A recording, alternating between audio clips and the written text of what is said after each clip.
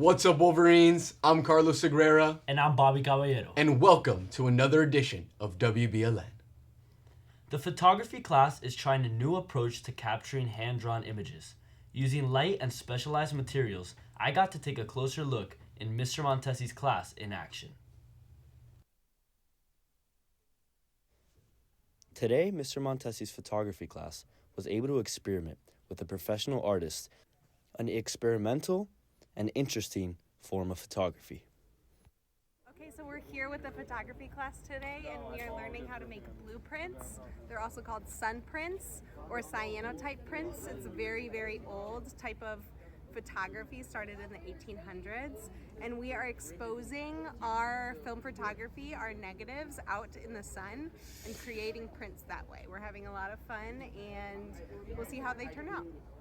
Alright, so this is photography class with Mr. Montesi. We're making cyanotype pictures, which is basically sun printing with black and white photos. So to make a cyanotype, you have to mix two types of chemicals together and with water, and then you paint it onto paper, and then you get a negative and you put it on top and just let it sit in the sun.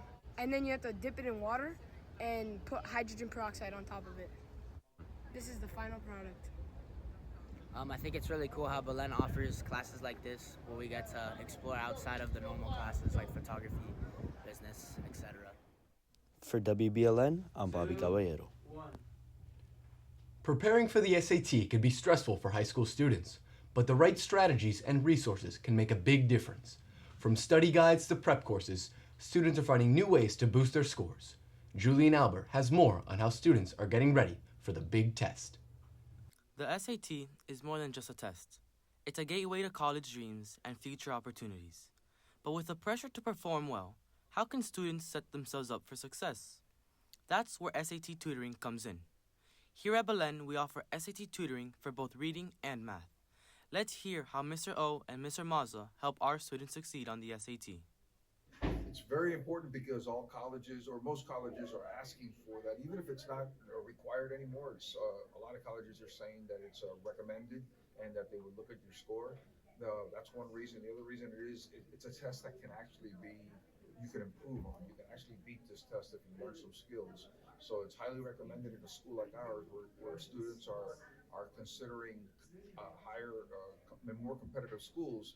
It's a good idea for them to take this test prep and maximize their scores. It can only help them on their college applications. Don't separate them because it makes sense to you, you're the writer, but the readers are going to get totally confused by that.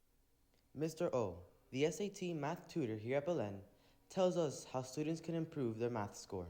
To improve your SAT scores, students are expected to do the work on their own, and then when they come into class, we do a correction of all of their mistakes, helping them with the shortcuts as well as helping them with any of the supplemental math they may need. Ms. Busto, the head of college counseling here at Belen, gives us more on the importance of the SAT.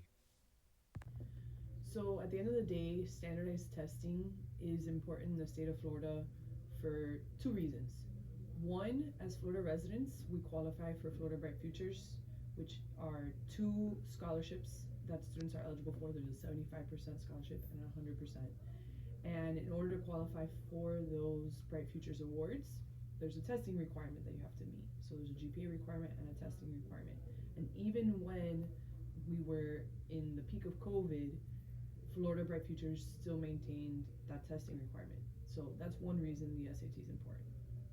The other reason the SAT is important, as a Florida resident, if you're applying to the state schools in Florida, which most of you are, applying to at least one, those schools have always required standardized testing. So as part of their application process, you have to submit an SAT or ACT score if you want to be considered for admission at a state school in the state of Florida. I'm Julian Albert, reporting for WBLN. 2, 1.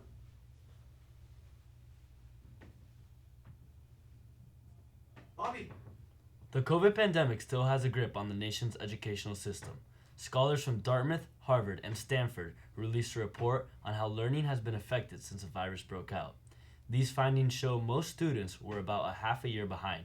compared to where students were in 2019. In some states, including Maine and Vermont, students have fallen back a year. Chronic absenteeism is a large factor for this overall downward trend. The scholars say summer school and after-school tutoring can help improve school performance. Miami Freedom Park developers want their $20 million park donation back. The group behind Inter Miami's new stadium complex says the city hasn't fulfilled its end of the deal. The donation was meant to improve public parks, but developers claim the funds have been mismanaged or delayed. City officials argue they're following the agreement, but tensions are rising. Now, the developers are considering legal action to reclaim the money.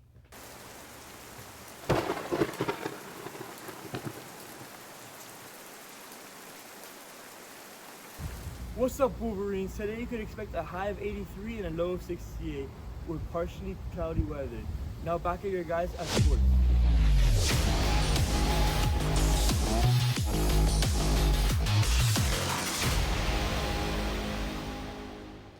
What's up, Wolverines? I'm Aiden De Oliveira, and here are your sports for today. Last night, your varsity baseball team beat Matter Academy 6-2. Senior Frankie Alaman pitched 5 scoreless innings with 9 strikeouts. Jake Cueto went 1 for 2 with a single and 2 walks. Peter Lopez went 1 for 3 with a moonshot triple off the wall. Yadiel Estrada pitched 1.2 innings with 4 strikeouts. Tonight, your varsity basketball team takes on South Fork in the regional quarterfinals at 7 p.m. in the Leva Court. The theme is Whiteout. Your varsity soccer team takes on Matter Lakes in the regional final. And your varsity weightlifting team travels to Gulliver today for their meet. Good luck to all the Wolverines competing. Now, on to the pros. The Miami Heat take on the #1 team in the NBA today, the Oklahoma City Thunder. And the puck drops today for the Four Nations tournament with Canada taking on Sweden at 8 p.m. That's all for your sports today. Now back to the guys at the desk. Thanks, Aiden. That's all for your news today. And make sure to stay safe and stay golden, Wolverines.